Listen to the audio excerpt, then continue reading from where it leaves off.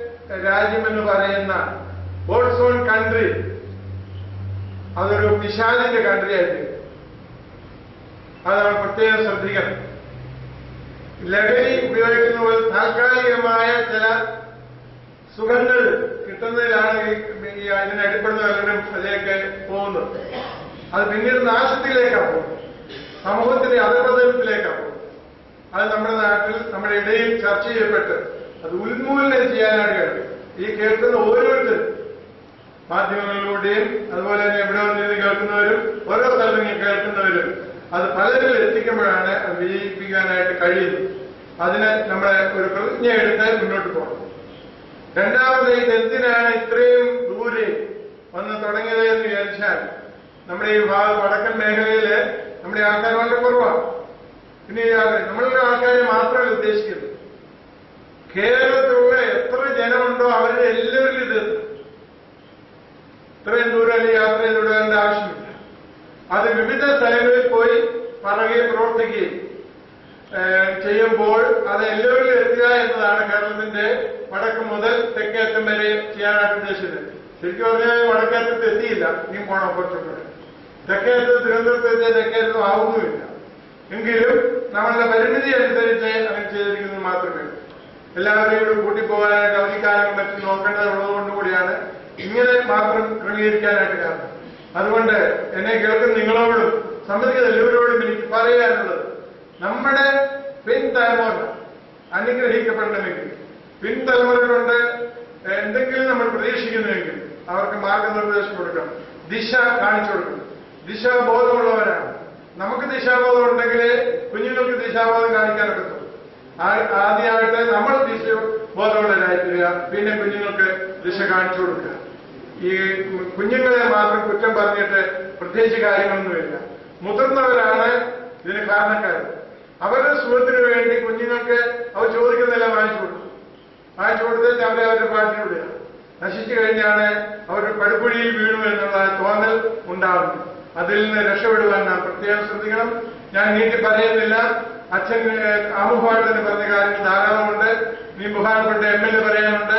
ഈ വൈകവേളയിൽ ദീർഘിപ്പിച്ച് ഒരു ചടങ്ങ് നടത്തി അവസാനിപ്പിക്കാൻ പ്രതീക്ഷിക്കാത്തതുകൊണ്ട് ഞാൻ എന്റെ വാക്ക് ചുരുക്കുകയാണ്.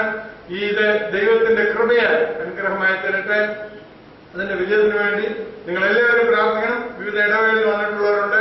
നിങ്ങൾ അവിടെ എല്ലാം പോയി ഇതിന്റെ മെസ്സേജ് കൊടുക്കണം.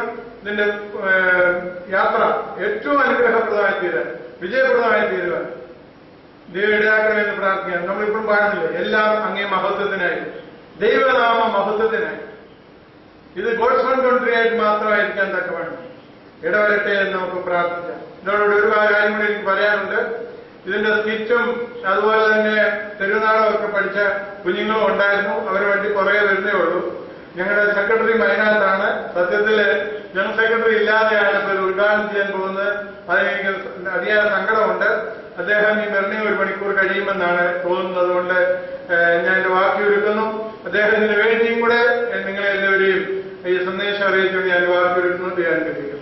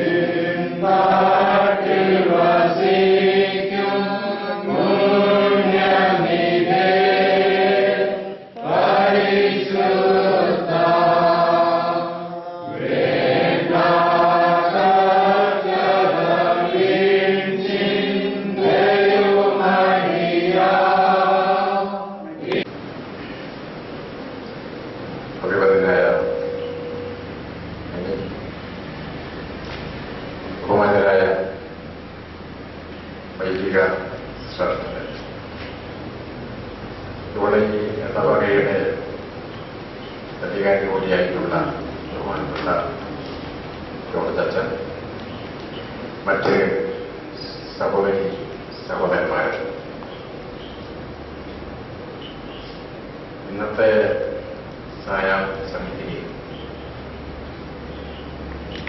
എനിക്ക് പങ്കെടുക്കേണ്ടി വന്ന 2 ചടങ്ങുകളിൽ ഒന്ന് ഈ ലഹരി വിരുദ്ധ ക്യാമ്പയിൻ ഉദ്ഘാടനം ചെയ്യുക എന്നുള്ളതാണ്. ഇതിന് തൊട്ട് മുമ്പ് ഞാൻ പങ്കെടുത്ത ഒരു മണിക്കൂർ മുമ്പ് പങ്കെടുത്ത ഒരു ചടങ്ങ്, അത് ഖാദി വസ്ത്രങ്ങളുടെ ഒരു പ്രചാരണത്തിന്റെ ഉദ്ഘാടന പരിപാടിയാണ്. ഇത് പരസ്പര ബന്ധപ്പെട്ട 2 ചടങ്ങുകളാണ്. രണ്ടും ഞങ്ങളുടെ പയ്യന്നൂരിനെ സംബന്ധിച്ചിടത്തോളം ഏറെ പ്രാധാന്യമുള്ള 2 സംഗതികളാണ്.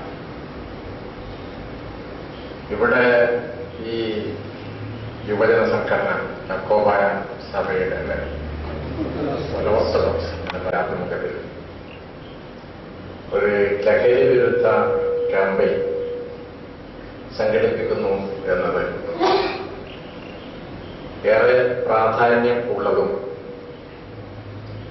ഒരു സന്ദർഭോചിതവുമായ ഒരു ക്യാമ്പയിനായിട്ടാണ് ഞാൻ കാണുന്നത്. ഇതിന്റെ പ്രാധാന്യത്തെ സംബന്ധിച്ച് ഇവിടെ ബഹുമാനപ്പെട്ട തിരുമേനി ഇവിടെ സൂചിപ്പിച്ചു കഴിഞ്ഞ് നമ്മളെല്ലാം ആ കാര്യങ്ങൾ മനസ്സിലാക്കിക്കൊണ്ട് തന്നെയാണ് ഇങ്ങനെ ഒരു ചടങ്ങിൽ പങ്കെടുക്കുന്നത്. കൂടിക്കൂടി വരികയാണ് ചെയ്യുന്നത്. എങ്ങനെ അത് ലഘൂകരിക്കാൻ, അതിൽ നിന്ന് ഈ സമൂഹത്തെ മോചിപ്പിക്കാൻ സാധിക്കും എന്ന കാര്യം പല തലങ്ങളിലും സാമൂഹ്യ പ്രസ്ഥാനങ്ങൾ ഒരു തലങ്ങും വിലങ്ങി ചർച്ച ചെയ്തുകൊണ്ടിരിക്കുന്ന ഒരു കാര്യമാണ്. പക്ഷെ എത്രത്തോളം ചർച്ച ചെയ്താൽ പോലും നമ്മൾ ആഗ്രഹിക്കുന്ന രീതിയിൽ അത് ജനങ്ങളിലേക്ക് എത്തിക്കാൻ വേണ്ടി സാധിക്കുന്നില്ല എന്നുള്ളത് ഒരു ദുഃഖ സത്യമാണ്. അത് സാധിക്കാതെ വരുന്നതിന്റെ ഒരു കാരണം ഞാൻ മനസ്സിലാക്കുന്നത്, ഇന്നത്തെ ഈ സമൂഹം എന്ന് പറയുന്നത് നമുക്കറിയാം, അതെല്ലാ രംഗത്ത്, ശാസ്ത്ര സാങ്കേതിക രംഗത്ത്, അതുപോലെ തന്നെ വാർത്താ വിതരണ രംഗത്ത്, ഈ സാങ്കേതിക വിദ്യകൾ ഉപയോഗപ്പെടുത്തിക്കൊണ്ടുള്ള ഈ പ്രചാരണങ്ങൾ, അതെല്ലാം ഇങ്ങനെ കൂടിക്കൂടി വരികയാണ് ചെയ്യുന്നത്. അങ്ങനെ കൂടിക്കൂടി വരുന്നു എന്നതിലുപരി ഇന്നത്തെ ഈ ഒരു കാലം ഞങ്ങളെ പോലുള്ള ആളുകളൊക്കെ അതിനെ മനസ്സിലാക്കുന്നത്, സമൂഹത്തിൽ ഏത് രാജ്യത്തായി കഴിഞ്ഞാൽ, കാരണം അതിന് മേധാവിത്വം വഹിക്കുന്ന ഒരു വിഭാഗത്തിന്റെ താല്പര്യം അത് സംരക്ഷിക്കുന്നതിന് വേണ്ടി എന്തു ചെയ്യാൻ മടിക്കാത്ത ഒരു വിഭാഗത്തെ നമുക്ക് കാണാം. ഒരു ഭരണ സംവിധാനത്തിന്റെ ഭാഗമായിട്ടാണ് കാണുന്നത്. ഈ കാലത്തിന്റെ ഒരു പ്രത്യേകത സംബന്ധിച്ച് ഏറെ പ്രസിദ്ധനായിട്ടുള്ള ഒരു സാഹിത്യകാരൻ ഒരിടത്ത് പറഞ്ഞു വെച്ചിട്ടുണ്ട്. ഈ സമൂഹത്തിന്റെ ഒരു പ്രത്യേകത, ഒരു മനുഷ്യന് ആവശ്യമില്ലാത്തത് എന്തെല്ലാമാണോ അതെല്ലാം അവന്റെ ചുറ്റും ഇങ്ങനെ നിരത്തി വെച്ചിട്ടുണ്ടാവും. മനുഷ്യന് ആവശ്യമില്ലാത്ത, മനുഷ്യൻ വർജിക്കേണ്ടുന്ന വസ്തുക്കൾ എന്തെല്ലാമാണോ അത് അവന്റെ ചുറ്റും ഇങ്ങനെ നിരത്തി വെച്ച് അവനെ അതിലേക്ക് മാറ്റി വിടും. അതിലേക്ക് അവനെ ആകർഷിക്കത്തക്ക നിലയിലുള്ള പ്രചാരണങ്ങൾ, അത് അനുദിനം അല്ലെങ്കിൽ അനുനിമിഷം അത് ശക്തിപ്പെട്ടുകൊണ്ടിരിക്കുകയാണ് ചെയ്യുന്നത്. അപ്പോൾ അതിന് നന്മയും തിന്മയും അല്ലെങ്കിൽ ചീത്തയും അതിന്റെ ഗുണമുള്ളതുമെല്ലാം തിരിച്ചറിയാൻ സാധിക്കാത്ത വിധത്തിൽ ജനങ്ങളിൽ ഒരു വലിയ വിഭാഗം അതിലേക്ക് ആകർഷിക്കപ്പെടുകയാണ് ചെയ്യുന്നത്. അത് എന്തുകൊണ്ടാണ് എന്നുള്ളത് അതിനെല്ലാം പിന്നിലുള്ള സാമ്പത്തിക താല്പര്യം. ആ സാമ്പത്തിക താല്പര്യം കൂടി മുൻനിർത്തിക്കൊണ്ട് അത്തരം പ്രചരണങ്ങളിലൂടെ നടക്കുകയാണ് ചെയ്യുന്നത്. അതിന്റെ ഫലമായിട്ട് സമൂഹത്തിൽ എത്രത്തോളം നമുക്കറിയാം, ജനങ്ങളിൽ മഹാഭൂരിപക്ഷവും ദരിദ്ര ജനവിഭാഗങ്ങളാണ് നമ്മുടേതുപോലുള്ള രാജ്യത്ത്. എന്നാൽ ആ ദരിദ്ര ജനവിഭാഗങ്ങളെ തന്നെയാണ് ഇതിന്റെ എല്ലാം ദോഷവശങ്ങൾ പിടികൂടുകയും ചെയ്തു. കുറച്ച് സാമ്പത്തിക ശേഷിയുള്ളവരെ സംബന്ധിച്ചിടത്തോളം അവർക്ക് അതിൻ്റെതായിട്ടുള്ള സൗകര്യങ്ങളും സാധ്യതകളുമുണ്ട്. അങ്ങനെ ഈ മദ്യാസക്തി, ലഹരി എന്ന് പറയുമ്പോൾ പലതരത്തിലുള്ളതെന്ന് നമുക്കറിയാം. എല്ലാം വർജിക്കേണ്ടതാണ്. കാരണം നമ്മൾ കഴിക്കുന്ന ഭക്ഷണത്തിലും ലഹരി ഉണ്ടല്ലോ. നമ്മളിപ്പോ ഒരു ചോറ തിന്നെങ്കിൽ ചോറ് തിന്നു കഴിഞ്ഞാൽ നമുക്കൊരു മയക്കം വരും. കാരണം അതിലും ഒരു ലഹരിയുടെ അംശമുണ്ട്. അതല്ല അതുകൊണ്ട് ഉദ്ദേശിക്കുന്നത്. അതിന് പകരം മദ്യം എന്ന പേരിൽ പലതരത്തിലുള്ള സാധനങ്ങൾ, മയക്കുമരുന്ന്, അതുപോലെ തന്നെ പുകവലിക്ക് സാധാരണ ഒരു വീടി വെച്ച് പോയത് കൊണ്ട് വലിയ കുഴപ്പമുണ്ട് എനിക്ക് തോന്നില്ല. അതല്ല വിഷയം. അതിൽ മാരകമായിട്ടുള്ള വിഷാംശങ്ങൾ അടങ്ങിയ വസ്തുക്കൾ ചേർത്തുകൊണ്ടുള്ള പുകവലി, ഇതെല്ലാം അനുദിനം കൂടിക്കൂടി എത്ര പ്രചരണം നമ്മൾ നടത്തുന്നുണ്ടെങ്കിലും അതെല്ലാം കൂടിക്കൂടി അതിന് പുറത്ത് കവറിന്റെ പുറത്ത് എഴുതി വെച്ചിട്ടുണ്ട്. പക്ഷെ അത് വാങ്ങിച്ച് ഉപയോഗിക്കുന്നത്. മദ്യത്തിന്റെ ബോട്ടലിന്റെ പുറത്തും അത് എഴുതി വെച്ചിട്ടുണ്ടാവും. പക്ഷെ അത് വാങ്ങി ഉപയോഗിക്കുന്നു. ഇങ്ങനെയെല്ലാം ഉപയോഗിക്കുന്നതിന്റെ ഭാഗമായിട്ട് യഥാർത്ഥത്തിൽ ഒരു മനുഷ്യൻ അവന്റെ കുടുംബം അല്ലെങ്കിൽ അവന്റെ ചുറ്റുപാടുമുള്ള കുടുംബങ്ങൾ, സമൂഹം, അതിന്റെയെല്ലാം നന്മ ലക്ഷ്യം വെച്ചുകൊണ്ട് പ്രവർത്തിക്കേണ്ടുന്ന, ജീവിക്കേണ്ടുന്ന മനുഷ്യൻ വഴിതെറ്റിപ്പോകും. ഇതാണ് നമുക്ക് കാണാൻ വേണ്ടി സാധിക്കുന്നത്. കാരണം ചില വീടുകളെടുത്ത് പരിശോധിച്ചാൽ നമുക്കത് കാണാൻ വേണ്ടി കഴിയും. കഠിനമായി അധ്വാനിച്ച് കിട്ടുന്ന പ്രതിഫലം അതിലൊരു വലിയ ഭാഗം വൈകുന്നേരം ഇതിനു വേണ്ടി ചെലവഴിക്കുകയാണ് ചെയ്യുന്നത്. അത് വീട്ടിലെത്തുന്നില്ല. അങ്ങനെ എത്തുന്നില്ല എന്നത് മാത്രമല്ലല്ലോ, ഞാനിവിടെ നമ്മളെ ഈ പരിസരത്താണല്ലോ അടുത്താഴ്ച ഒരു സംഭവം ഉണ്ടായത്, ഓർക്കുന്നുണ്ടാവും. ഒരു അച്ഛൻ 9ാം ക്ലാസ്സിൽ പഠിക്കുന്ന സ്വന്തം മകനെ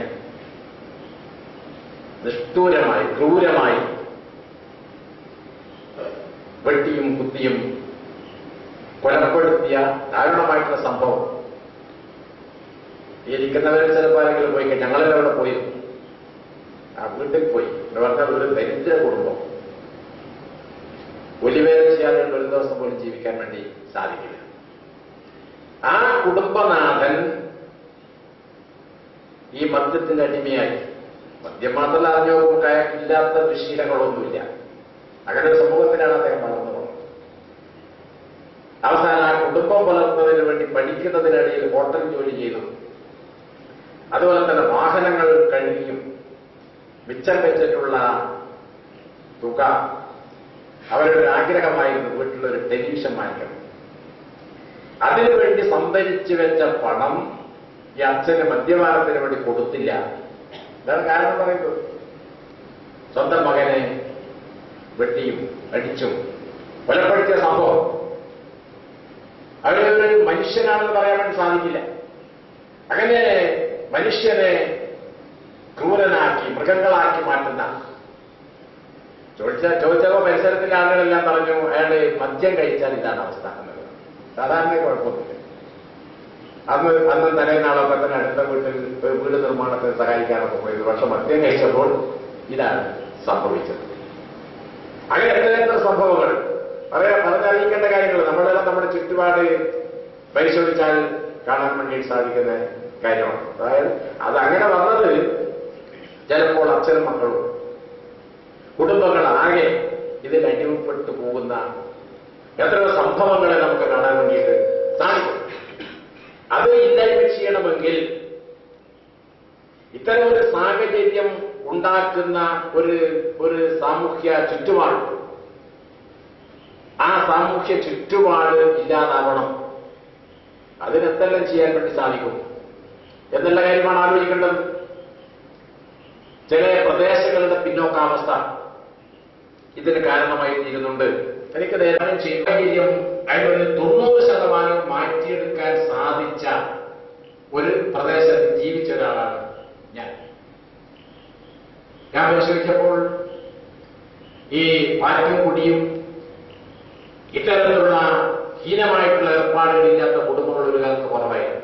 പക്ഷെ ഇന്ന് ഒരു കൈകളിൽ എണ്ണാവുന്നവരോടും ആ ക്രിയയിൽ ഏർപ്പെടുന്നില്ല. പക്ഷെ ചെറുപ്പക്കാരൊക്കെ പോയിട്ട് കഴിക്കുന്നുണ്ട് കുറെ അധികം. അപ്പൊ അത് സാധിച്ചിട്ടുള്ളത് അവിടുത്തെ യുവജന പ്രസ്ഥാനങ്ങൾ, അവിടെ വളർന്നു വന്ന കൊച്ചു കൊച്ചു തൊഴിലാളി പ്രസ്ഥാനങ്ങൾ, അതുപോലെ തന്നെ സാംസ്കാരിക സംഘടനകൾ. ഞാൻ ഉള്ള പ്രദേശത്ത് ഇതുപോലുള്ള സഭകളും അതിന്റെ പ്രവർത്തനങ്ങളും അത്രത്തോളം ഇല്ല. പക്ഷെ മറ്റ് ആരാധനാലയങ്ങളും മറ്റും ഉണ്ടെങ്കിൽ പോലും അവർ ഇതുപോലുള്ള കാര്യങ്ങളിൽ നിന്നും അങ്ങനെ ഇടപെടാറില്ല. അങ്ങനെ ഒരു ശൈലി അതിലില്ല. പക്ഷെ ഇതിൽ നിന്ന് മനസ്സിലാക്കാൻ വേണ്ടി കഴിയുന്ന ഒരു കാര്യം, നമ്മൾ പരിശ്രമിച്ചാൽ, കൂട്ടായി പരിശ്രമിച്ചാൽ, ബോധവൽക്കരണം നടത്തിയാൽ കുറേയേറെ മാറ്റങ്ങൾ വരുത്താൻ വേണ്ടി സാധിക്കും.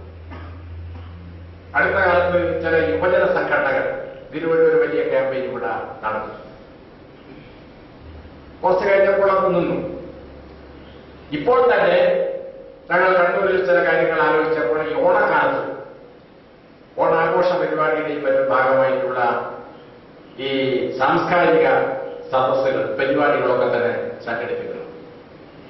അങ്ങനെ സംഘടിപ്പിക്കുന്നതിൽ വിവിധ വിഷയങ്ങളെ സംബന്ധിച്ചുള്ള പ്രഭാഷണങ്ങൾ നടത്തുമ്പോൾ അതിനൊരു വിഷയം ഇതായിരിക്കണം എന്ന് ഞാൻ തീരുമാനിച്ചിട്ടുണ്ട്. മദ്യാസക്തിക്കെതിരെ. അത് മാത്രമല്ല, ഇത് ഉൾപ്പെടെയുള്ള വിഷയങ്ങൾ അവിടെ ചർച്ച ചെയ്യപ്പെടും. വെറും ആഘോഷം കൊണ്ട് മാത്രം കാര്യമില്ല.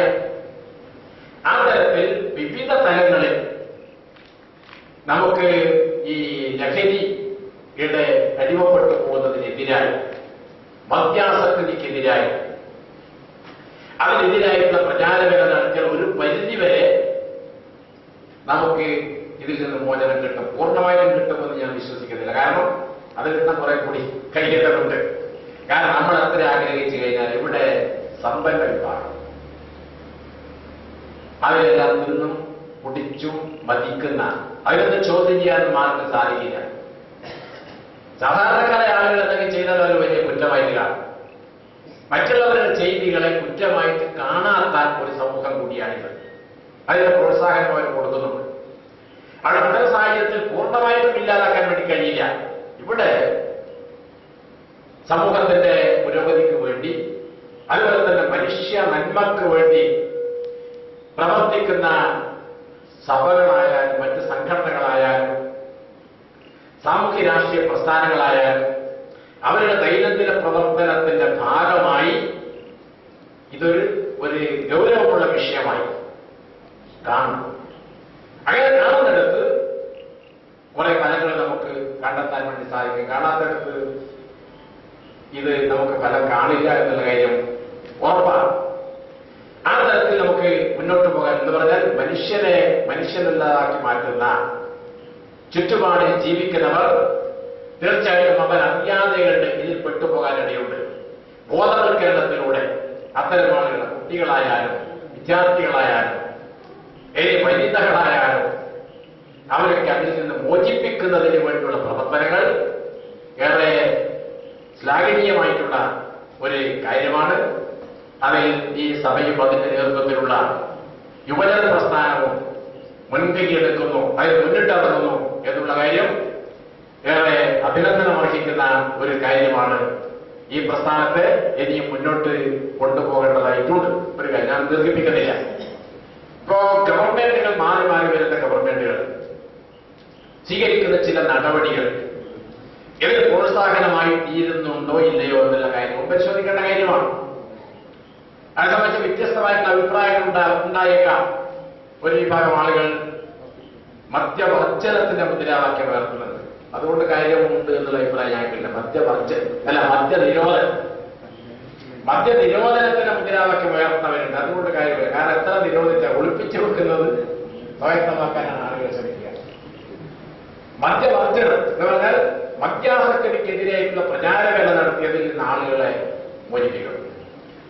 അതുപോലെ തന്നെ അതിന് ചില സൗകര്യങ്ങളുണ്ട്. ഇപ്പൊ തന്നെ എന്താന്ന് പറഞ്ഞാൽ ബാറുകൾ തുറന്ന് പ്രവർത്തിപ്പിക്കാവുന്ന സമയത്തിന്റെ ദൈർഘ്യം കൂട്ടിയിട്ടുണ്ട്. ഇപ്പോ അത് രാത്രി 12 മണി വരെയാണ്. അവർ പറയുന്നൊരു ന്യായം എന്താണെന്ന് പറഞ്ഞാൽ ടൂറിസ്റ്റുകളെ ആകർഷിക്കാൻ വേണ്ടിയിട്ടാണ്. രാത്രി 12 മണി വരെ തുറന്നു വെച്ചിട്ട് കുടിക്കാൻ അവസരം ഉണ്ടായി കൊടുക്കണോ? ഒരു 8 മണിക്ക് അല്ലെങ്കിൽ ഒരു 9 മണിക്ക് ബാറുകൾ ക്ലോസ് ചെയ്തൂടെ? ഇത് ഒരു ഭാഗം. അതുപോലെ തന്നെ വലിയ തർക്കം നടക്കുകയാണ് ചെയ്യുന്നത്. ഇപ്പോ കള്ളുകുടിക്കുന്നതാണ് കാര്യങ്ങളൊക്കെ. അത് കുടിക്കുന്നവർക്ക് കുറച്ച് ശുദ്ധമായ സാധനം കൊടുക്കാനൊരു ചുറ്റുപാട് നമ്മുടെ ഈ മലബാർ മേഖലയിലൊക്കെ ഉണ്ടായിട്ടുണ്ട്. കുടിക്കുന്നവരെ ഒഴിവാക്കാൻ കഴിയില്ല. പക്ഷെ അവിടെ ഈ കുടികാറ്റിയിട്ട് കൊടുക്കുന്നതിന് പകരം അവർക്ക് മായം ചേർക്കാത്ത സാധനം കിട്ടിയാൽ അവർക്ക് നല്ലതാണല്ലോ. പക്ഷെ ആ സംവിധാനം ഇപ്പോൾ ഇല്ലാതാവാൻ പോവുകയാണ് ചെയ്തത്. വീണ്ടും ഒരു മദ്യ മാഫിയ സംഘത്തിന് ആ രംഗം വിട്ടുകൊടുക്കുന്നതിനെതിരായി ഇന്ന് വൈകുന്നേരം നമ്മുടെ ഇതിന്റെ തൊട്ടടുത്ത പ്രദേശത്ത് നിന്ന് തൊഴിലാളി സംഘടനകളോട് ജാഥ പുറപ്പെട്ടു. അവർ ഇത്തരം കാര്യങ്ങളാണ് പറയുന്നത്. ഏത് 12 മണി വരെ ബാറുകൾ തുറന്നു നോക്കാൻ പാടില്ല, ഈ വ്യാജ മദ്യം അത് വിൽക്കാനുള്ള സൗകര്യങ്ങൾ ഉണ്ടാക്കി കൊടുക്കാൻ വേണ്ടി പാടില്ല എന്നെല്ലാം പറഞ്ഞുകൊണ്ടുള്ള ഒരു ക്യാമ്പയിൻ തൊഴിലാളി സംഘടനകൾ മുൻകൈയെടുത്തുകൊണ്ട് അത് ഞങ്ങളുടെ ഈ കണ്ണൂർ ജില്ലയിൽ പ്രചരണം നടത്തുന്നതിന് വേണ്ടിയാണ് ഇത് ചെറുപുഴ വെച്ചിട്ട് വൈകുന്നേരം ഉദ്ഘാടനം ചെയ്യുന്നത്. അപ്പൊ നമ്മൾ ഒറ്റക്കല്ല, പല സംഘടനകളും ഇതിൽ ചേരുകയാണ് ചെയ്യുന്നത്. അവിടെ ഞാൻ ദീർഘിപ്പിക്കുന്നില്ല. അതുകൊണ്ട് ഇന്നത്തെ ഈ ചടങ്ങ്, അതുപോലെ തന്നെ ഈ ലഹരി വിരുദ്ധ ക്യാമ്പയിൻ അതിന്റെ ഉദ്ഘാടനം ഇതിൽ പങ്കെടുക്കാൻ സാധിച്ചതിൽ എനിക്ക് അതിയായ സന്തോഷമുണ്ട്. ഞങ്ങളെല്ലാം എല്ലാ കാലത്തും കൊണ്ടു നടക്കുന്ന ഒരു ആശയമാണ്. അത് മാത്രമായിട്ട് മുമ്പോട്ട് പോകാൻ വേണ്ടി സാധിക്കില്ല. അതിനുള്ള സാഹചര്യങ്ങൾ എങ്ങനെ ഇല്ലാതാക്കാൻ വേണ്ടി സാധിക്കും, അതിനു വേണ്ടിയുള്ള പ്രവർത്തനങ്ങൾ കൂടി നമുക്ക് നടത്തേണ്ടതായിട്ടുണ്ട്. അതിനെല്ലാവരും പരിശ്രമിക്കണം എന്നുകൂടി അഭ്യർത്ഥിച്ചുകൊണ്ട് ഇവിടെ ഈ ലഹരി വിരുദ്ധ ക്യാമ്പയിന്റെ ഭാഗമായിട്ടുള്ള ഈ ജാഥ ഔപചാരികമായി ഉദ്ഘാടനം ചെയ്തതായി പ്രഖ്യാപിക്കുന്നു. ഞാൻ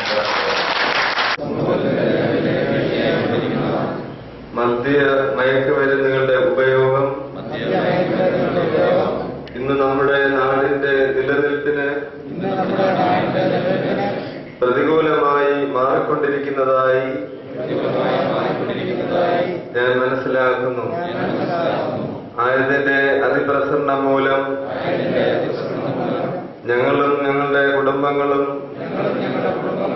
സമൂഹവും വലിയ വിപത്തിലേക്ക് നീങ്ങിയാണെന്ന് ഞങ്ങൾ മനസ്സിലാക്കുന്നു.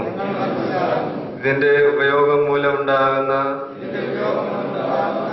ദോഷവശങ്ങളെ ഞങ്ങൾ തിരിച്ചറിയുന്നു. ഇതിനോഗമോ ഞാൻ പ്രോത്സാഹിപ്പിക്കുകയില്ലെന്നും ഇതിന്റെ ഈ വിപത്തിനെതിരെ ഞാൻ പോരാടുമെന്നും ഇതിന്റെ ദോഷവശങ്ങളെ ഞാൻ ജാതിയുടെയോ മതത്തിന്റെയോ വർണ്ണത്തിന്റെയോ വർഗത്തിന്റെയോ വേർതിരിവുകളില്ലാതെ പ്രചരിപ്പിക്കുമെന്നും ആയതിനായി എന്റെ സമയവും കഴിവും ധനവും ഞാൻ വിനിയോഗിക്കുമെന്നും ഇതിനാൽ ഞാൻ പ്രതിജ്ഞ ചെയ്യുന്നു. പോയാൽ അല്ലെങ്കിൽ നാളെ ഈ ലോകം ഏത് രീതിയിലാണ് പോകുന്നത്